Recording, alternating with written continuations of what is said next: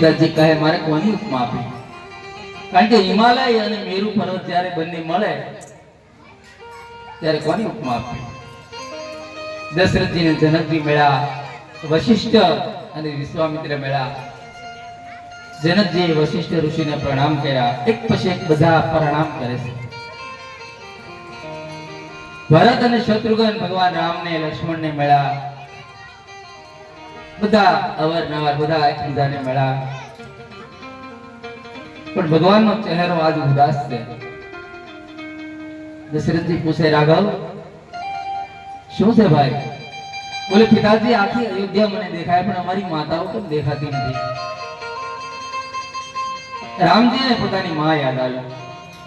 બોલે બેટા આપણા કુળમાં નિયમ છે પુત્રના લગ્નમાં માતાઓ નથી આવતી. ભગવાનને ગમ્યું નહીં. સુંદર બધા લોકોને ઉતારાઓ મળ્યા. રામ લક્ષ્મણ ભરત શત્રુઘ્ન દિવ્ય ઉતારામાં છે. સીતાજી જે ઘરે છે તુલસીદાસજી કહે સુંદર સદન સુખદ સબ કાલા. બધી રીતે એ સુંદર છે. આ બાજુ સીતાજીએ રિદ્ધિ સિદ્ધિ સંપત્તિને ઉત્પન્ન કરી અને હુકમ કર્યો રિદ્ધિ સિદ્ધિ સંપત્તિને કે તમે જનકપુરમાં એટલું ઐશ્વર્ય કરો કે અયોધ્યાની એ જાનને જરા પણ ઓછું ન લાગે. એવી રીતે તમે એની મહેમાનગતિ કરો. કારણ કે કોઈ પણ દીકરી, હું આગળ પણ કહેતો હતો, કોઈ પણ દીકરી એવું ઈચ્છે મારા બાપનું જરાય ઓછું ન લાગે. કારણ કે દીકરીને એક ભાવ હોય કે મારા પિતાનું માન વધે. આદિશક્તિ જગદંબા જાનકી છે. બધા પરસ્પર એકબીજાને મળે છે. હજી લગ્નની તિથિ નથી આવી અને જાન ફૂગી ગઈ. તુલસીદાસજી કહે લોકો એવું ઈચ્છે કે લગ્નની તિથિ બને ત્યાં સુધી મોડી આવે. કારણ કે લગ્નની તિથિ આવશે તો વિદાયની તિથિ પણ આવશે. આટલો આનંદ અને આટલો ઉત્સવ માંથી પાછું સંસારમાં જવું. બાવાજી કહે પ્રથમ બારાત લગન તે આવી. ઘણા દિવસ એક પછી એક દિવસો વીતવા લાગ્યા છે. એકવાર વશિષ્ઠ ઋષિ કહે વિશ્વામિત્રને કે હવે લગ્નની તિથિ જનકજીને કહો કે લગ્નની તિથિ નક્કી કરે. બોલે રામના લગ્નની તિથિ કોણ કરશે? બોલે આજે તો સાક્ષાત બ્રહ્માજી આવશે. કારણ કે આમાં કોઈ સામાન્ય બ્રાહ્મણ ન ચાલે. બ્રહ્માજી સ્વયં ભગવાન રામજીના લગ્નની તિથિ લખવા માટે આવ્યા. તુલસીદાસજી કહે બ્રહ્માજી આવી અને લગ્ન પત્રિકા તૈયાર કરી. રામજીના લગ્નની તિથિ છે માક્ષર શુક્લ પંચમી. માક્ષર સુદ અને પાસમને દિવસે ભગવાન રામના લગ્ન છે. તુલસીદાસજી એ મંગલમય સોપાઈમાં એનું વર્ણન કરતા હે મંગલ મૂલ લગન દિન આવા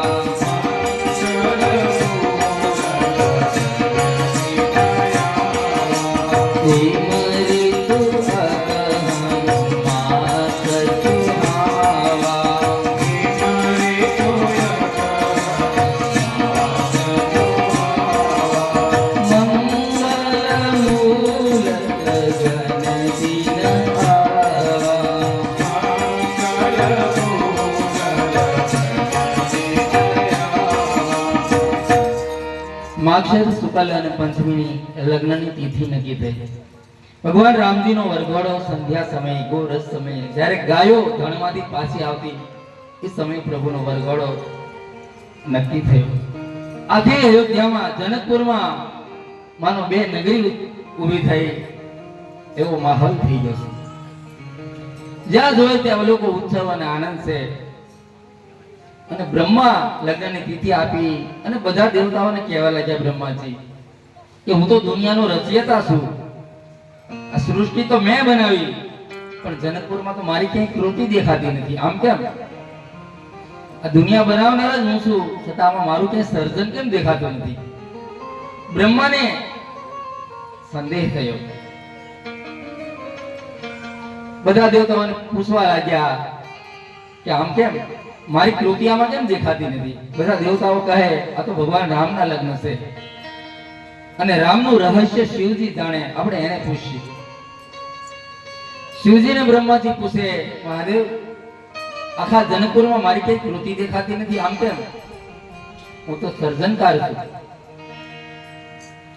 બ્રહ્માજીને ભગવાન શિવજી સમજાવે છે. આપણે બહુ પ્રાચીન વાત છે ને કે છોકરાની માં રસોડામાં રસોઈ કરતી હતી અને છોકરાના બાપુજી દિવાલ ખંડમાં પેપર સાપુ વાંચતા હતા. અને એક છોકરો 5 વર્ષનો, એટલે એ રમતો હતો એકલો એકલો. એમાં એને કબાટ ખોલ્યો એટલે બધી વસ્તુ પડી. એટલે રસોડામાંથી માં દોડતી દોડતી આવી, દિવાલ ખંડમાંથી એના બાપુજી આવ્યા. પણ છોકરો રડતો નહોતો એટલે રમતો હતો. એટલે એની માં પાસે રસોડામાં જતી રહી કામ કરવા. એના પિતાજી પેપર વાંચવા માંડ્યા.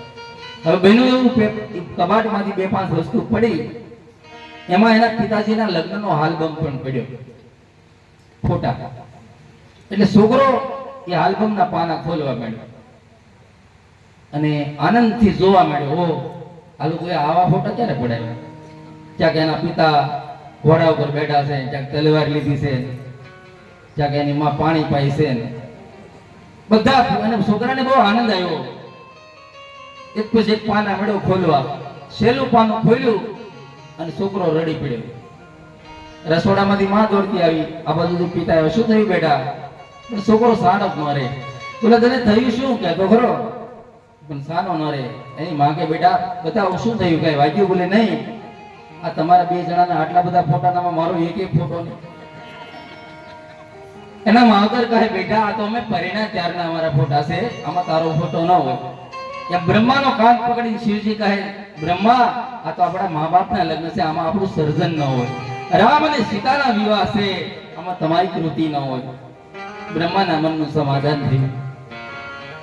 શિવ સમજાવે દેવ સબ ધનિયા સરદ કરાવું, હૃદય વિચારહુ ધીર ધરી, આ તો સિય રઘુબીર વિવાહ. આ તો સીતારામના લગ્ન છે, આમાં બ્રહ્મા તમારી કૃતિ ન હોય. બ્રહ્માના મનનું સમાધાન થયું અને હવે ભગવાન રામજીને વરઘોડો નીકળવાનો છે. તુલસીદાસજી કહે એ અશ્વ કયો લેવો? કારણ કે આ તો રામ પરણવાના, એમાં કોઈ સામાન્ય અશ્વ તો ચાલે નહીં. એટલે આજ સાક્ષાત કામદેવ અશ્વ બનીને આવ્યો છે. અને બાબાજી કહે કામદેવ ઉપર ભગવાન રામજી બિરાજમાન થયા. જીવ પરણવા જાય ત્યારે જીવ ઉપર કામ હોય, આજ ઈશ્વર પરણવા જાય કામ ઉપર બિરાજમાન થયા. બાબાજી લખે જેહી પર બાજી રામ અસવારા, જેહી પર બાજી સેહી શારદ હુન કરને પારા, સેહી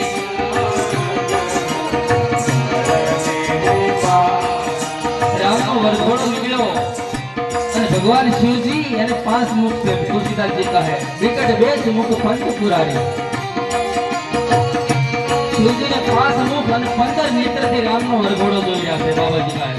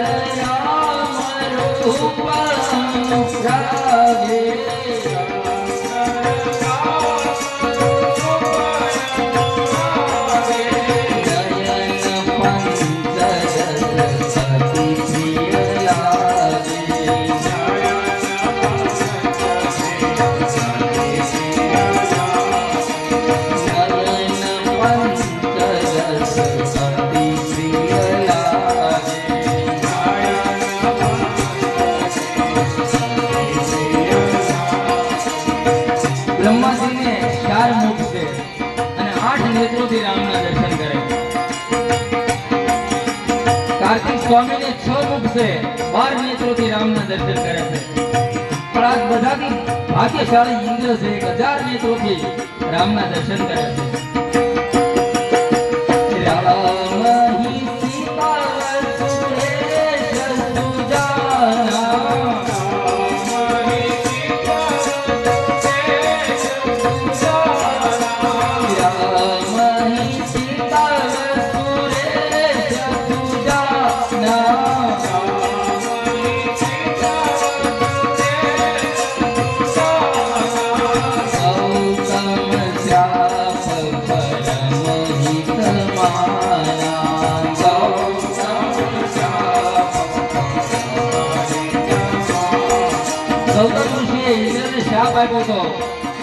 તારે 1000 છિદ્રો પડી જશે આજ બધા નેત્રો બની ગયા અને રામના રૂપને ઇન્દ્ર જોઈ રહ્યો છે રામનો વરઘોડો ધીરે ધીરે જનકની બજાર ઉપરથી નીકળે લક્ષ્મણજીની આંખમાં આંસુ છે અને મારા રામને કોઈની નજર ન લાગી જાય એક તો રામ સહજ સલોને અને એમાં દુલ્હાનો પોશાક પહેર્યો છે દિવ્ય રૂપ છે રામનું અને જનકની બજારમાં પ્રભુ નીકળી રહ્યા છે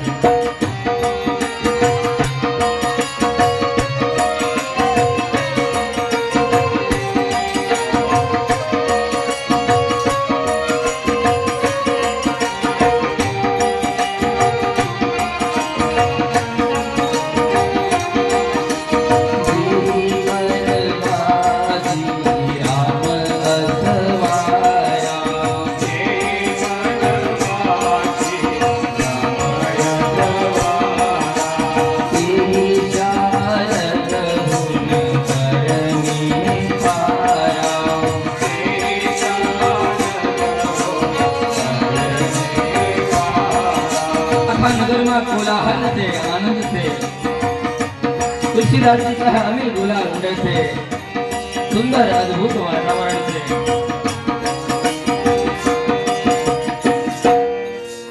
जनकपुरनी बाबाजी कहे ये शोभाનું વર્ણન કોણ કરે વેદ ધ્વનિ થઈ રહ્યા છે અતિશય આનંદ છે કારણ કે ઈશ્વરને જ્યારે ઈશ્વરની સાથે જીવને પરણવું હોય એના માટે છે કે જીવ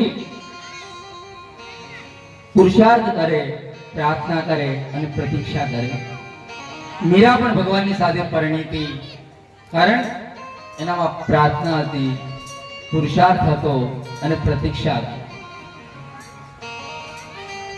મંદિર સાથે પરણી મીરા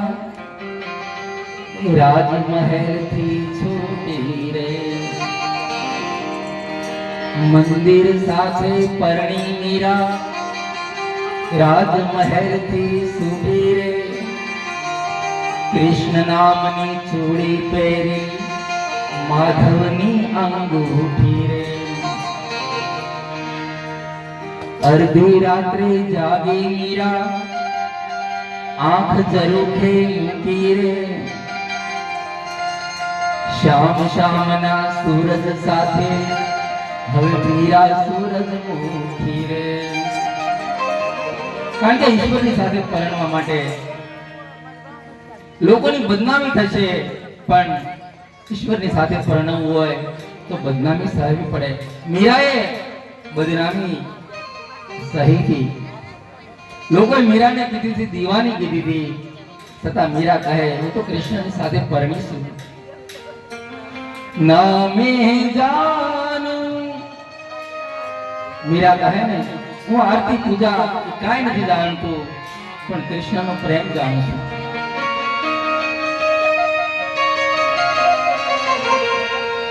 ના મેં જાનું આરતી વંદન પૂજા પ્રેમ આરતી કાંઈ નથી જાણતી પણ કૃષ્ણને સાથે મારો નેહ છે સ્નેહ છે એટલા માટે મીરાએ પગમાં ઘૂંઘરો બાંધી અને મીરા એટલા માટે જ નાસી છે પગ ઘૂંઘર બાંધ મીરા નાસી રે પગ ઘૂંઘર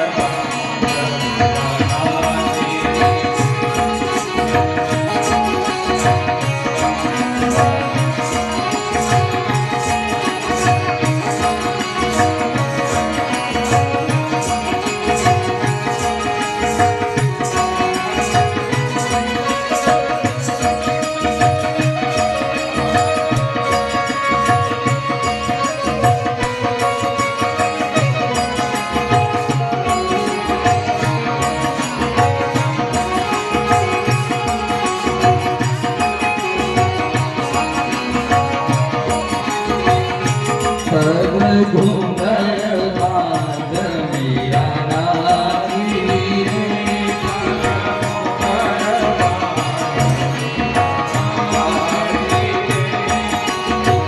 મીરા નાચી, મીરા નાચી,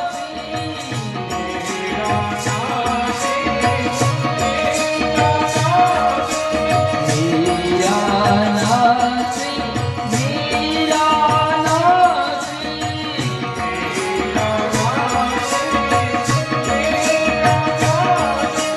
મીરા નાચી રે.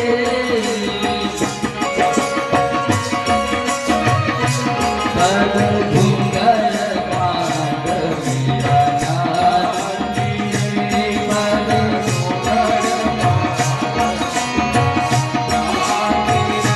પગ ઘૂંઘર બાંધ મીરા નાચી રે.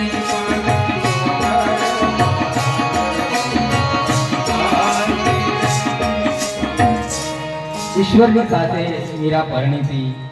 તુલસીદાસજી કહે ઈશ્વરની સાથે પ્રેમ કરો અને માનસકાર કહે રામજીનો વરઘોડો ધીરે ધીરે હવે લગ્ન મંડપ તરફ જઈ રહ્યો. સોનાના સિંહાસનો લગ્ન મંડપમાં આવ્યા છે. મણિયોના થાંભલા જગજગારા લગાવે છે. આજ કામદેવને બીક લાગે કે રામના એ રૂપનું મારે જોવું છે, પણ શિવજી બારાતમાં છે. બધા આનંદ છે. તુલસીદાસજી કહે જનક અને સુનૈના અતિશય આનંદમાં છે. ધીરે ધીરે હવે જાન બિલકુલ લગ્ન મંડપે પહોંચે છે. ભગવાન રામજી એક તો સુંદર સલોન રૂપ છે, એમાં દુલ્હનનો પોશાક છે, દુલ્હાનો. અશ્વ ઉપરથી ભગવાન નીચે ઉતર્યા. જનકજી અને સુનૈનાજી, ભગવાનને સુનૈનાજી પોખે છે. દિવ્ય કલાત્મક આરતી કરી રામજીની આરતી ઉતારે છે. સીતાજીએ આજ 7 રંગની ચુંદડી પહેરી છે. સીતાજીના અહીં લગ્ન છે સીતાજીના, ત્યારે 7 રંગની ચુંદડી પહેરી. પણ લગ્ન પછી અયોધ્યામાં આવશે પછી એક જ રંગની ચુંદડી છે. સીતાજીને કોઈ પૂછે કે જાનકી તમે વિવાહમાં તો 7 રંગની ચુંદડી પહેરી હતી, પણ અયોધ્યામાં એક જ રંગની શું કામ? અને એ પણ આકાશનો નીલ રંગ. સીતાજી કહે જ્યાં સુધી જીવ ઈશ્વરની સાથે પરણે નહીં ત્યાં સુધી એના અનેક રંગ હોય, 7 રંગ હોય. પણ એકવાર પરણી જાઓ પછી તો એક જ રંગ હોય, પછી બીજો રંગ ના લાગે.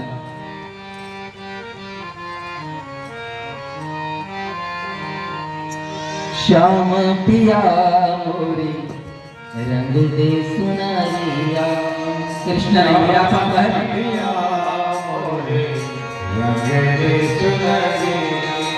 श्याम पिया मोरे रंग दे सुनारिया. श्याम पिया मोरे रंग दे सुनारिया. भगवान कृष्ण मीरा ने कहे मीरा तारी सुंदरी रंगी तो दो, પણ કોઈ રંગ પસંદ કર્યો? કયા રંગમાં રંગવું? લાલ રંગ, લીલો? તો મીરા જવાબ આપે લાલ ના રંગાવું મેં હરે ના રંગાવું. લાલ ના રંગાવું મેં હરે ના રંગાવું. મારે લાલ કે લીલા રંગમાં નહીં તો તારા રંગમાં રંગાવું છે મારે. કૃષ્ણ કહે કદાચ હું તને ઇનકાર કરું ન રંગું તો બોલે હું આ જીવન તારા નામનું રટણ કર્યા કરીશ, કારણ કે તારી ચુંદડી મારે ઓઢવાની છે. मैं ऐसे बर को क्यों बोलूं जो आज जे कल मर जाए. मैं तो ओढ़ूं मेरे गिरधर को, मेरो चुड़लो अमर हो जाए. सीताजी आज 7 रंगी सप्तरंगी तुलसीदास जी का है 7 रंगी चुनरी से राम अद्भुत दिव्य सोना नु सिंहासन से આવા જ સીતાજીને આદેશ આપે છે. ધીરે ધીરે સીતાજી એ સહેલીઓ લગ્ન મંડપ બાજુ લાવી જાય છે. જનકપુરની સ્ત્રીઓ સુંદર ગીતો ગાય છે. હું ભગવાન શિવ અને પાર્વતીના વિવાહમાં પણ કહેતો કે આપણા દેશમાં લગ્નની એક પ્રથા અદ્ભુત હતી. લગ્નમાં મેણા અને ફટાણા એ રામ પરિણા ત્યારથી હતું. કારણ કે આ લગ્ન ગીત એ આદિકાળથી છે અને લગ્નમાં એ ગાળો દે વિનોદ કરે તો પણ સારું લાગે. કારણ કે લગ્નનો પ્રસંગ એવો છે.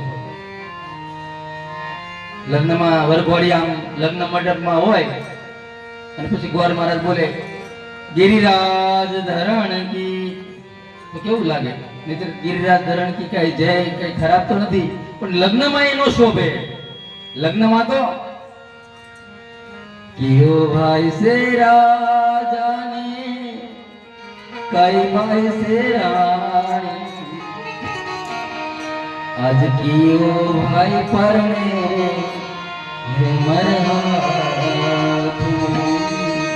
કારણ કે લગ્નની એક આખી રીત જ જુદી છે.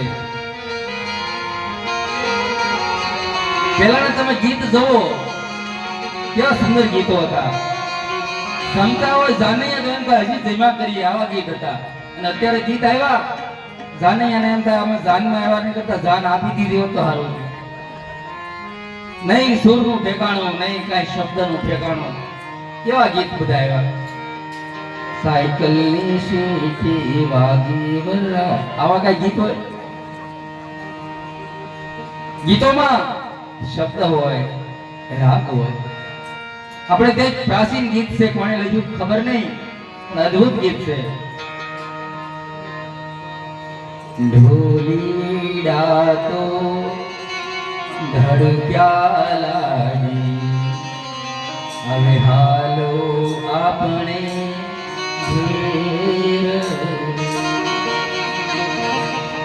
કન્યા જ્યારે લગ્ન વિધિ પૂરી થાય ત્યારે વરપક્ષની બહેનો એમ કહે ઢોલી ડાકો ધડુકા લાડી, હવે હાલો આપણે કે. ત્યારે કન્યા શું કહે?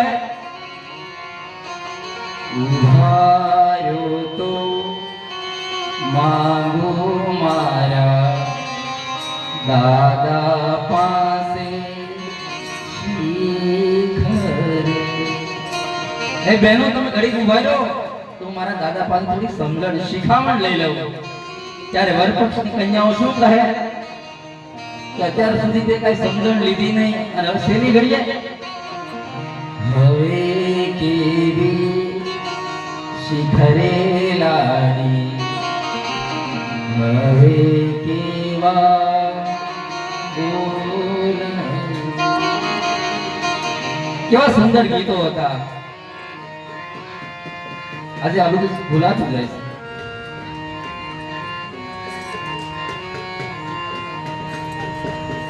ગીતોમાં તત્વજ્ઞાન હોય, ગીતોમાં ભાવના હોય.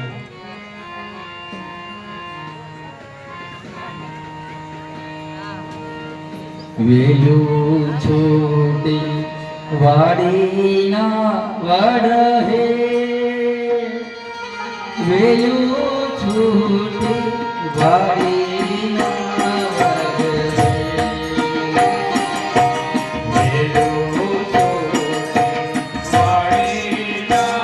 વડ હે,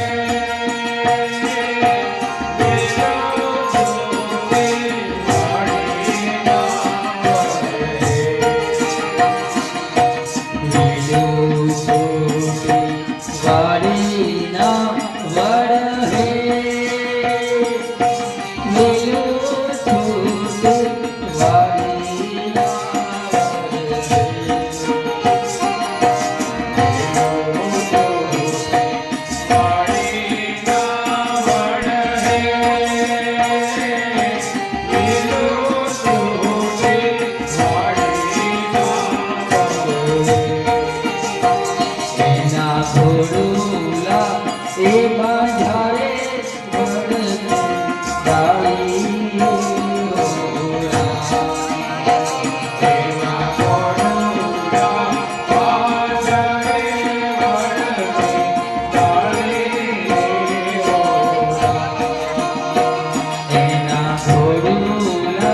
એ બાંધારે વડ જાળી